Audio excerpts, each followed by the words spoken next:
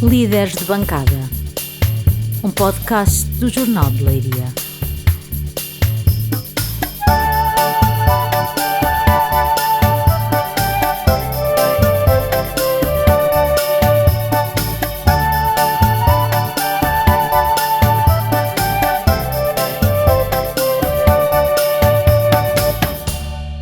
Estamos de volta para mais um episódio do Líderes de Bancada, o podcast do Jornal de Leiria. Comigo tenho o Fábio Bernardino e o Raul Testa, deputados do PSD e do PS na Assembleia Municipal de Leiria, para um debate sobre a atualidade local e regional. A abrir este episódio, proponho que falemos da relação entre a Câmara e a União de Leiria. Parece que estalou o verniz. A interdição do estádio por parte da Liga devido às condições em que ficou relevado na sequência do Rock in Rio motivou aqui uma troca de acusações entre as duas instituições ou entre os representantes das duas instituições. No comunicado onde anunciou a interdição do estádio, a União de Leiria alegou que a realização deste tipo de eventos, referindo-se ao Rock in Rio, não pode colidir com a atividade do clube. Em resposta, o presidente da Câmara considerou a oposição da União de Leiria exagerada, desproporcionada e criticou a divulgação de uma foto ilustrativa do estado das condições em que ficou relevado, classificou mesmo a foto como uma foto assassina. Raul, como é que acompanhaste esta polémica? De que lado é que está a razão? Se é que está de algum lado? Para mim é muito simples. As coisas não têm que ser todas simples ou difíceis. Ou simples ou complicadas, mas neste caso parece-me simples. Tenho uma coisa para dizer aos senhores da União de Leiria, que é: o estádio não é da União de Leiria. O estádio chama-se Estádio Municipal por algum motivo. É estádio municipal porque é da Câmara Municipal, é do município de Leiria. E portanto o município de Leiria faz os eventos no estádio que entender. E a prática desportiva da União de Leiria, se tiver que ir ser feita noutro sítio, será feita noutro sítio. Tenho muita pena. Quer dizer, não há... a questão da foto não acho que seja... Não sei se concordo com se é uma foto assassina ou não. É uma foto do que estava lá. De facto, a relva teve impacto do evento, decorrente do evento, do Rock in Rio, e portanto ressentiu-se. Naturalmente, as imagens eram feias, o relvado estava maltratado, mas isto é o que é o normal numa terra que tem muitos eventos. O que é normal numa terra que quer promover numa Câmara que quer promover a sua terra. E portanto, se o estádio fosse da União de Leiria e a Câmara fosse pedir emprestado o estádio à União de Leiria e lhe estragasse a relva, e não estamos a falar sequer de estragar, estamos a falar de deixar a relva em mau estado para 2 ou 3 jogos. Não teve que se substituir o relvado, não teve que se gastar um rio de dinheiro a fazer o que é que seja. Se fosse a Câmara a danificar um relvado que é da União de Leiria, aí sim o União de Leiria tinha razão de queixa. Mas assim não. Mas havendo aqui um contrato, pelos vistos também não está a ser cumprido. Exato, não está a ser porque entretanto foi conhecido que há uma dívida da União de Leiria à Câmara pela utilização do Estado, mas havendo um contrato em que a Câmara cede, ou pelo menos por uma contrapartida financeira, cede o estádio à União de Leiria, aquele argumento, ou seja, também não tem a União de Leiria alguma razão no sentido em que estaria a contar com o estádio para o jogo e isso não foi acautelado. Fábio, o que é que pensas disto? Bom, em primeiro lugar, e como o Raul já referiu no último episódio, há que distinguir o que é Leiria SAD e o que é Leiria Clube, não é? Aqui acho que é importante também fazer esta ressalva. Relativamente aqui à utilização, e aqui também, como já foi dito, o estádio realmente é municipal, portanto o uso que é dado ao estádio, em última análise, é decidido pelo Executivo e não pelo arrendatário, neste caso aqui, que é a SAD da União de Leiria. E também dizer que neste sentido também me parece que aqui a estratégia que a Câmara segue em querer fazer tudo e mais alguma coisa, depois também tem estas consequências, que é não se pode fazer tudo, ou seja, não se pode arrendar o estádio para a prática desportiva, trazer grandes eventos para a Leiria como é a Taça da Liga, trazer grandes eventos como foi esta do Rock in Rio, e depois achar que tudo vai correr normal e que tudo vai ser conciliável, não é?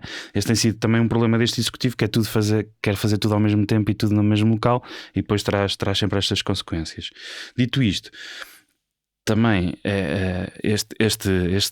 esta zanga entre o clube, entre a SAD e o município, e também trouxe à tona aquilo que é algo que já foi questionado várias vezes pelo PSD ao longo deste último mandato, que é a dívida que existe perante da União de Leiria perante o Executivo, que é algo que sempre que nós questionávamos isto na Assembleia Municipal, o Sr. Presidente esquivava sempre desta questão e dizia sempre que não era nada mais, mas o que é certo é que a dívida já é bastante grande. Estamos a falar de 141 mil euros. Exatamente, e é algo que tem estado a aumentar, e portanto também foi importante esta zanga para se descobrir e para se trazer este tema, algo que já era há muito tempo denunciado por nós. Falou agora em relação aos custos da intervenção da reparação do relevado. Para já a Câmara ainda não divulgou quanto é que vai custar isto. Devia fazê-lo também em nome da transparência e também para acabar-se com algumas especulações. O que é que... Sim, a transparência é sempre importante, não é? Eu deduzo confesso que não faço ideia de valores, mas imagino que o que tenha acontecido é simplesmente ter mais manutenção durante estes dias até ser recuperado o relevado do que aquilo que teve.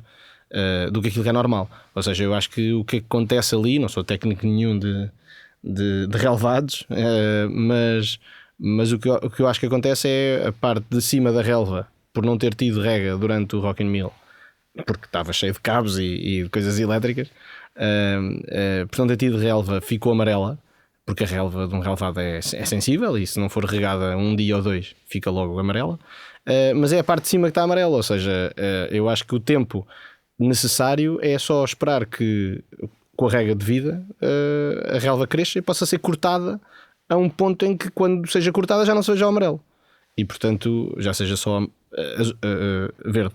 E portanto, assim, acho que a Câmara pode divulgar, acho que faz todo sentido, sempre, toda a transparência nunca é demais. E faz sentido, Fábio, que seja a Câmara, ou neste caso os municípios, não é, a pagarem este custo? Este encargo não deveria ser imputado ao promotor, que arrecadou receitas com o evento? Isso não deveria estar previsto, até porque presumo que não sendo especialista, mas era mais ou menos previsível que isto acontecesse.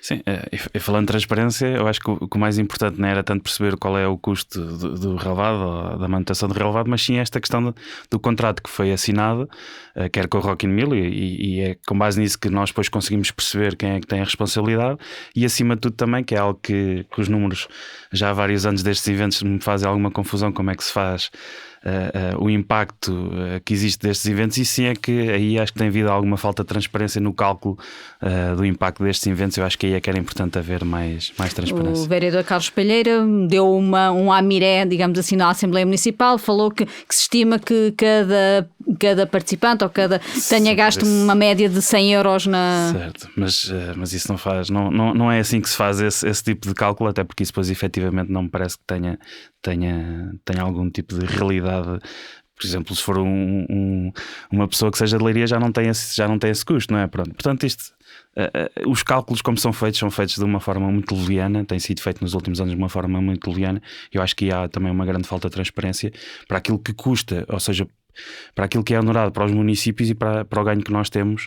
Eu acho que aí sim devia haver mais transparência e cálculos muito mais explicativos. Porque, ou seja, atirar um número para cima da mesa às vezes pode ser fácil, mas é preciso também explicá-lo, sustentá-lo, não é? Sim. Exatamente. Eu propunha agora que passássemos a um outro tema que tem a ver com o Parque Empresarial de Monte Redondo. Na próxima segunda-feira vai haver uma sessão pública de apresentação do parque, estamos a falar de um investimento que ansiado há muito, prometido há muito, e quando digo muito estou a falar de talvez 20 anos, se calhar não falharei muito, e que é de facto considerado importante para o concelho, mas sobretudo para a zona norte do concelho. Raul, que expectativas ou o que é que este investimento pode trazer àquelas freguesias do norte do concelho? O que é que... Eu acho que este investimento é estratégico, claramente. O parque empresarial é uma coisa muito relevante. É claramente uma coisa que o norte do concelho e até o centro do distrito precisam. É bem localizado e tem uma área muito substancial. Acho que vai ser transformador para o concelho. Está quase 25 anos atrasado. e portanto isto resulta de alguns erros do passado. Na altura, quando isto iniciou, há cerca de 25 anos atrás, o PSD, na altura, quando estava no Executivo, entregou isto à Gestinleiria, exatamente. E portanto, depois a Gestinleiria acabou por se embrulhar com o processo. A Câmara e a Unerlei tinham uma cota mínima na Gestinleiria. Eles acabaram por adquirir a maioria dos terrenos que eram necessários, mas depois esbarraram na vontade de um proprietário que tinha uma grande percentagem de terreno e que nunca chegou a acordo.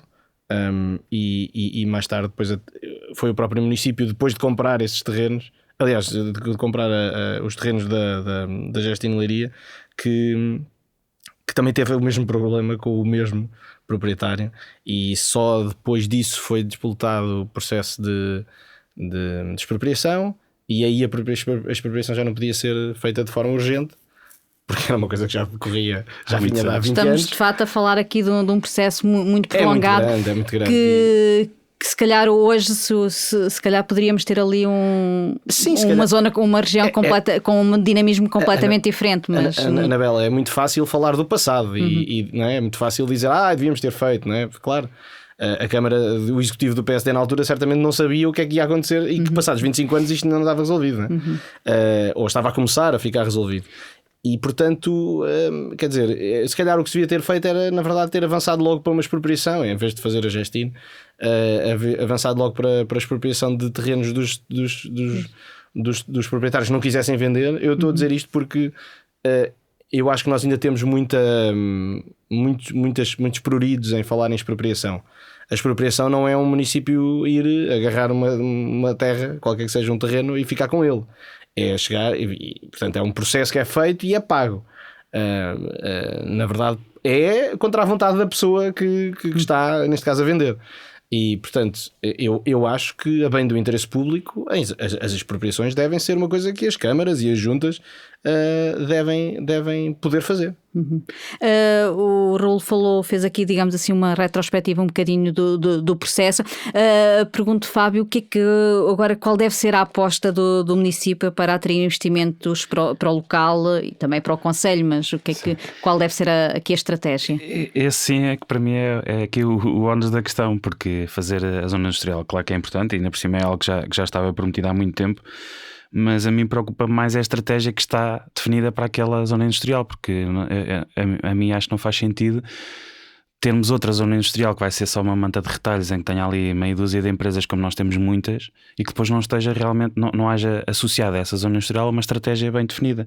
Aliás, nós vemos que não existe nenhuma estratégia do município neste sentido, no que diz respeito à atração de empresas e à organização da própria empresa, porque constantemente nós vemos a ir à discussão e a votação na Assembleia Municipal pedidos para ampliar empresas que estão no meio de populações ou em zonas que nem sequer podem ser construídas, e portanto estamos sempre a utilizar um regime de exceção sem haver uma estratégia definida para atrair as empresas para este tipo de zonas que são definidas. Aliás, nós ainda agora vemos aqui na zona industrial dos Andrinos e da Zicofa que está a crescer para a parte habitacional, ou seja, não há aqui uma estratégia definida, no meu entender, pelo município para estas zonas industriais, e parece-me que aqui também houve a preocupação em fazer a obra, em apresentar a obra, mas não em definir o que é que queria para aquela zona. Aliás, eu acho que nós desperdiçámos aqui uma oportunidade, ou vamos desperdiçar aqui uma oportunidade de ter uma zona industrial única com uma dimensão enorme, que está perto de portos marítimos, que têm infraestruturas muito excelentes e que podia atrair aqui grandes empresas, não digo uma Auto-Europa, mas algo assim do género, e que seria assim, aí sim uma atração para aquela zona, e que vamos mais uma vez repartir aquela zona e criar ali meia dúzia de... O que é que te leva a crer que teremos ali uma manta de retalhos, como para usar a expressão que utilizaste? Porque daquilo que foi apresentado parece-me que aquilo vai ser dividido por várias empresas que tenham interesse, ou seja, não há uma estratégia de alocar aquela zona industrial uma área grande para uma grande empresa deste género que eu estava a dizer, de uma Auto Europa, que iria absorver, se não a totalidade, quase a totalidade daquela zona industrial, não é? E portanto não me parece que seja esse o caminho a ser seguido, nem me parece que o executivo tenha algum tipo de estratégia para atrair empresas. Eu acho que eles criaram aquela zona industrial e agora vão deixar os privados e quem tiver interesse em adquirir aquela zona adquirir e vai ficar assim, mais uma vez como as outras zonas. Também presumo, não sei se é essa a sensação que tens, mas como é que vês aquilo que disse o Fábio de alguma falta de estratégia para as zonas industriais? Mais ou menos, quer dizer, eu acho que está a ser seguida uma estratégia no que toca ao Parque Empresarial de Monte Redondo. De atração de algum tipo de indústrias para cá, mas naturalmente estes processos não são feitos por decisão camarária, são feitos por asta pública e portanto na verdade são as empresas que querem que concorrem e que ganham. Mas o que vai à asta pública pode ser definido naturalmente, sim, há um regulamento que pode definir o que é que... Feito, foi aprovado na Assembleia Municipal. E portanto na verdade eu concordo que tem que haver um rumo para cada zona industrial e tem que haver um rumo que esteja ligado à importância da zona empresarial ou industrial, à importância geoestratégica e portanto é normal que eu acho que estará a ser seguido, acredito que esteja a ser seguido essa estratégia de atração de empresas estratégicas para cada um das nossas zonas industriais. Portanto, O que é que era importante fazer a esse nível? O que é que para conseguir... Isso é um trabalho muito complexo, não é? Depende da zona industrial que estivermos a falar, depende das circunstâncias que cada uma tiver. Naturalmente, algumas podemos pensar em fazer coisas mais tecnológicas, noutras não é? Noutras, pela sua proximidade a outro tipo de valências, como vias de alta comunicação ou matérias-primas que haja na zona, têm que ser adaptadas a isso. Portanto, é um trabalho que não vou dizê-lo em 5 minutos, mas é um trabalho difícil de fazer. O PSD, Fábio, tem batido um pouco na tecla da necessidade de criar parques industriais, empresariais nas freguesias. Isso está, aliás, previsto e definido no PDM. Faz sentido espalhar parques industriais por todo o concelho ou se calhar apostar em núcleos maiores o que é que pensas? Sim, faz algum sentido dividir, digamos assim, o mal pelas aldeias e até porque cada freguesia... As oportunidades Exatamente, até porque cada freguesia também tem sempre muita... Né, tem a sua dinâmica empresarial e portanto é importante haver esta definição até para não acontecer aquilo que eu disse há um bocado, que é o PDM estar constantemente a ser violado e estar constantemente a haver aqui regimes de exceção para as empresas que já sabem que podem perfeitamente fazer o que quiserem, porque basta pedir o regime de exceção, ele vai à Assembleia e é aprovado. Portanto eu acho que é importante criar estes núcleos em várias, não digo em todas as freguesias, mas em várias zonas espalhadas pelo concelho. Mas eu acho que também é importante, e isso não tem acontecido, que é quando se cria estes parques industriais ou estas zonas industriais, ter também lá nessas zonas condições para atrair as pessoas para lá. Por exemplo, eu não vejo em nenhuma destas zonas a criação de um refeitório, por exemplo. É algo que em nenhuma zona industrial tem. Quem diz refeitórios diz outro tipo de condições, por exemplo, creches para as pessoas que vão lá trabalhar. E isto é algo que não é pensado e a nível de outros conselhos. Estamos quase a criar zonas industriais seguindo um bocado a filosofia, se calhar, de há 20 anos. Há 50 anos atrás. Há 50 anos, não é? Quando nós vemos várias cidades no país que já estão a criar estas zonas industriais com este tipo de equipamentos e que faz com que, por exemplo, nós vemos aqui a zona da Zicofa, quer dizer, aqui na entrada da cidade e não tem nenhuma destas infraestruturas, não tem nada a pensar, não tem um jardim, não tem... Pronto, e as zonas industriais estão todas a ser criadas assim. E acho que aos dias de hoje já não faz sentido criarmos uma zona industrial sem criar este tipo de equipamentos. Esta questão das zonas industriais, da criação de postos de trabalho, entronca aqui num outro assunto que tem a ver com a questão da habitação ou da falta dela. Isto porque muitas vezes, face às carências habitacionais, torna-se difícil às empresas contratarem. Obviamente que a maior dificuldade será para as pessoas e para as pessoas que querem uma casa. E trago este tema também a debate da habitação, porque houve mais uma manifestação no sábado pelo direito à habitação. Leiria foi uma das 22 cidades onde houve uma concentração para chamar a atenção para este problema. Que papel é que podem ter as autarquias na minimização ou que ação, que papel podem ter nesta questão da habitação, Raul? Podem ter um papel muito importante, um papel decisivo. Naturalmente, para além do papel de fazer lobbying e de pressionar o governo, coisa que claramente têm que fazer, eu acho que devem fazer muito mais do que aquilo que têm feito. Acho que devem fazer muito mais do que elencar o património do Estado que pode ser transformado, que é isso no fundo que têm feito. Mas portanto podem fazer muito mais, podem ser elas próprias a ser, e algumas autarquias fazem, mas podem e devem ser elas mesmas a fazer habitação com rendas a custos controlados, o que não é a mesma coisa do que dizer habitação social. Portanto, habitação com rendas a custos controlados para targets, para públicos-alvo definidos. Podem ser jovens em início de carreira, podem ser, há outras formas, portanto é muito importante, porque lá está, em princípio numa cidade a autarquia e o Estado acabam por ser as entidades que têm mais edifícios,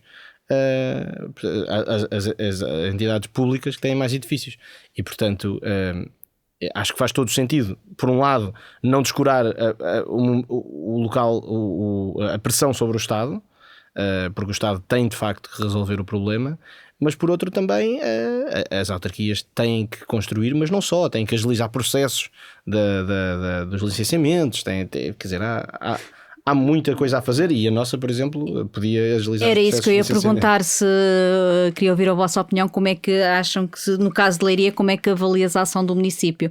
Tem sido suficientemente proativo? Podia fazer mais? Podia fazer muito mais. Eu não sei se vou ser duro, mas eu acho que o município nestes últimos 15 anos tem feito zero, ou parece-me zero, no que diz respeito à habitação. Eu lembro-me, quando ainda era presidente da JST, ter apresentado uma proposta para o município reabilitar os edifícios que têm, que são seus ou que são do Estado, como por exemplo a antiga Pousada da Juventude, entre outros, para rendas, para habitações de custo controlado. Isto já foi há 10 anos e de lá para cá arrumaram aquilo na gaveta e nunca fizeram nada. Portanto, este executivo, no que diz respeito à habitação, fez mesmo zero. Acordou só agora quando o problema tinha que ser resolvido há muitos anos atrás. Agora, fazendo aqui zero, pelo menos requalificou a parte do seu parque habitacional de habitação social, mas certo, obviamente podia ter ido mais longe. Mas aqui não se trata só da questão social, porque a questão social tem que ser tratada de uma outra forma. Aqui estamos a falar porque na questão da habitação, por muito que o Estado, que o Governo tente legislar, existe sempre a lei mais forte, que é a lei da oferta e da procura. Portanto, se os municípios não têm aqui uma intervenção musculada e fazem, lá está a habitação a custos controlados, como agora finalmente o município acordou e já está a começar a fazer em algumas freguesias, não há forma de haver. A lei da oferta e da procura vai sempre prevalecer perante tudo o resto. E portanto eu acho que o município aqui, e não só nesta questão das rendas controladas, como na questão também de residências para estudantes, nós durante muitos anos não ligámos a esta questão e o município também não fez nada nesta questão. Queria aliviar também muitos apartamentos ou muitas casas que estão para estudantes que iriam estar disponíveis para outro lado. E portanto, por isso é que eu digo que o município e este executivo nos últimos 15 anos não fez nada. Se nós formos ver estas casas que foram que algumas que ainda foram feitas a custos controlados ainda vêm do tempo do PSD, e isto já foi há bastante tempo. Portanto, eu acho que aqui este executivo nunca olhou para este tema e agora que está a olhar já está a olhar tarde. Deixa-me aqui ouvir a opinião do Raul. O executivo não fez zero na área da habitação, ou fez alguma coisa e podia ter feito mais? Podia ter feito mais, concordo. Podia ter feito bastante mais.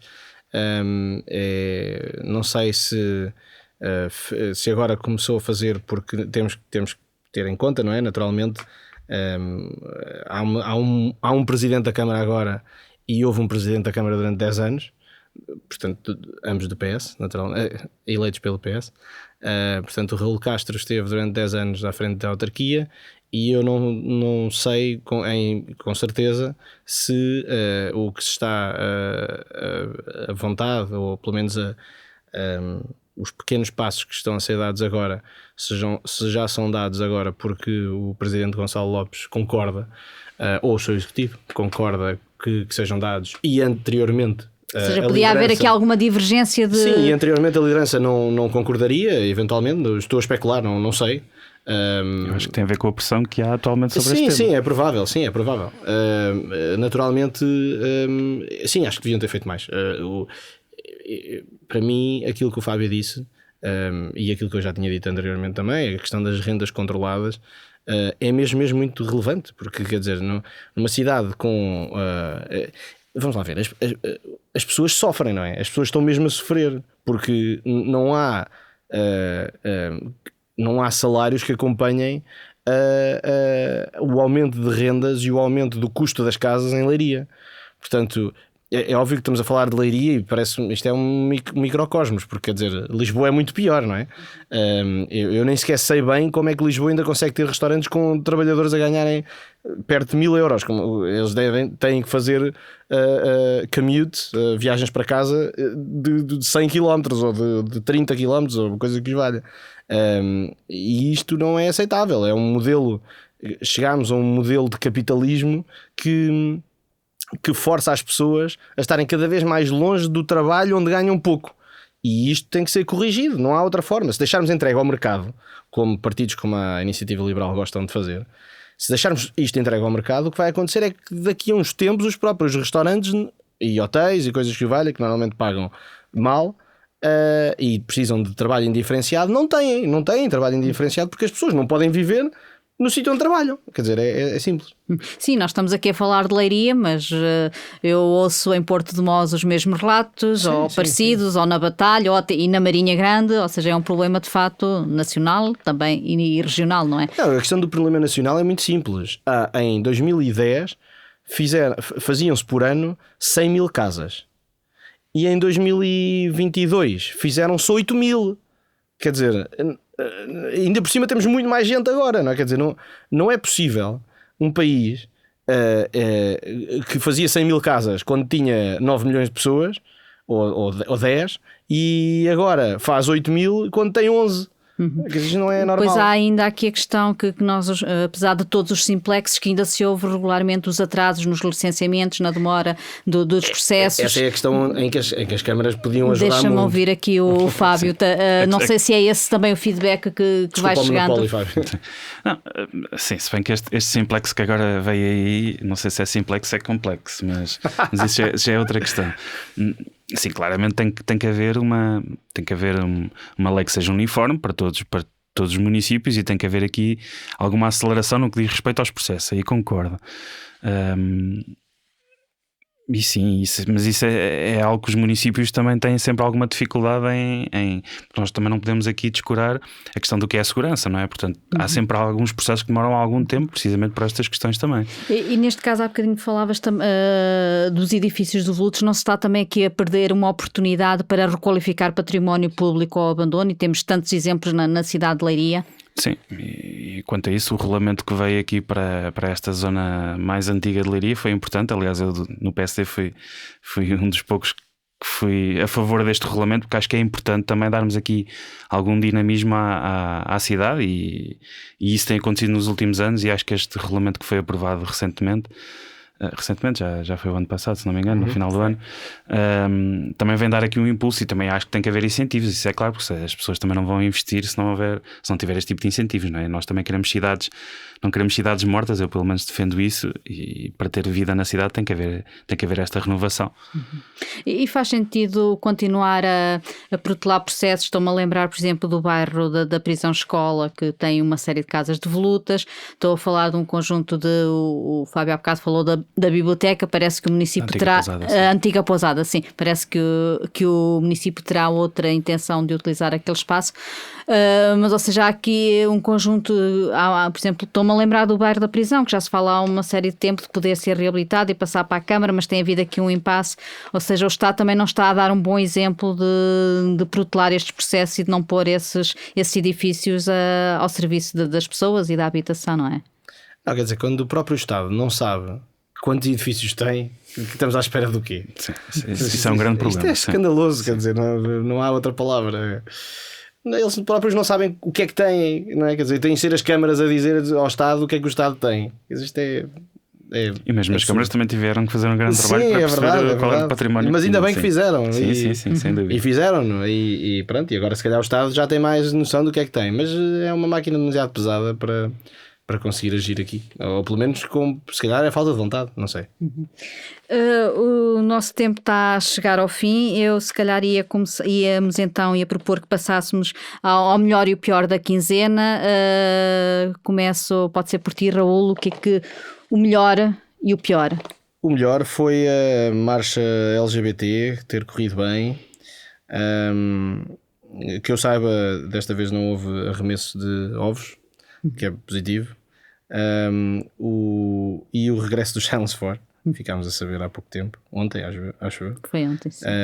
E portanto são duas coisas positivas. E o pior, o mais negativo? O pior, eu vou começar, tem duas coisas piores. Para mim a ocupação abusiva do espaço público no Leiria sobre Rodas, já o tinha dito na última edição e acho inaceitável que carros ocupem jardins públicos. Os jardins públicos são para as crianças correr, para nós todos usufruirmos, mas a pé, não é em 4 rodas. E portanto, apesar de... o problema não é danificar a relva, minimamente, não é essa a questão, até porque os carros agora já não estão lá e a relva está ótima. O problema não é esse, é a mensagem que nós passamos. Se nós pomos carros em cima dos jardins, as pessoas põem carros em cima dos passeios. Aliás, que foi o que as pessoas fizeram em todo o lado na cidade durante o Leiria sobre Rodas. Abriu uma exceção, o segundo, estavas a dizer que tinhas 2 piores. Sim, o outro pior é a pena suspensa para um caso de violência doméstica grave nas Caldas da Rainha. E o meu pior, a questão é o abuso pelos tribunais. Para mim é um abuso, claro, da figura da pena suspensa.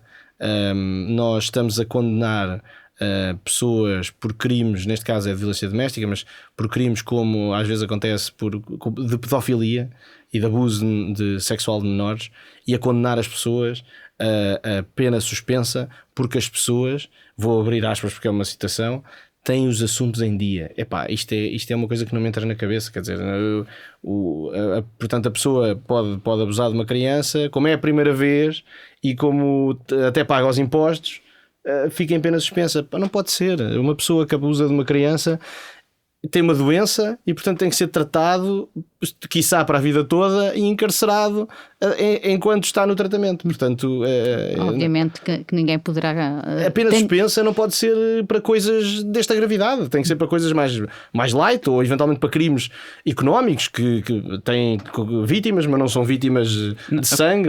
A ponderação que é feita pelos tribunais nos últimos anos tem sido uma ponderação é muito quase errática, tudo o que é abaixo de 5 anos é pena suspensa. Fábio, o teu melhor e o teu pior? O melhor é finalmente ver a rotunda ali para a zona da Barosa, na estrada que vai para a Varinha, ver a luz do dia. Isto é um processo que andou há muito tempo, e há um bocado falámos das expropriações, e realmente isto foi um processo que o Executivo andou muito tempo à espera da vontade do privado, que não se decidia, quando nós podíamos ter partido logo para uma ação dessas, ainda por cima com todos os problemas que há naquela zona e os acidentes que se podiam ter evitado. Portanto, eu acho que este assunto foi tratado de uma forma muito leve e demorou muito tempo, e portanto é bom finalmente nós termos um projeto para esta zona. O mau realmente tem a ver aqui com o aumento dos discursos populistas, nomeadamente no que diz respeito à sensação de insegurança que existe, e eu acho que aqui e nós aqui em Leiria temos vindo a ver realmente um aumento deste discurso, não só para alguns partidos, mas também pela população em geral, e portanto eu acho que aqui era importante o município e as forças de segurança ter aqui uma intervenção muito mais preventiva do que tem acontecido, e eu acho que isso tem estado a piorar, e portanto será o pior. Vou então pedir-vos as sugestões para os próximos dias. O que é que há de bom a acontecer na região que aconselham quem nos esteja a ouvir? Raul? Eu aconselho as comemorações do 5 de outubro em Leiria, portanto no dia 5 de outubro naturalmente, que é sábado, que é este sábado. Há um passeio republicano às 10 da manhã, às 11 na escadaria do edifício do Espaço Conselho há um momento teatral, depois às 11h30 no Salão Nobre do Espaço Conselho há um lançamento de um livro que é o Leiria 10 Opositores em Luta contra a Ditadura, e às 16 há um concerto com a Banda Municipal Funchalense e no Mercado de Santana. E eu acho que isto é tudo relevante e temos que comemorar bem o 5 de outubro. Fábio, a tua sugestão? Eu ia falar do evento agora que vai acontecer no Castelo nos dias 5 e 6. Eu acho que tem aqui uma proposta cultural muito interessante e com uma série de valências muito interessantes. É verdade. Okay. Fechamos então este episódio do podcast. Voltaremos dentro de 15 dias. Como habitual, o som está disponível no site do Jornal de Leiria e no Spotify, e o resumo desta conversa vai poder ser lida na edição impressa da próxima semana do Jornal de Leiria. Obrigado. Muito obrigado. Obrigado.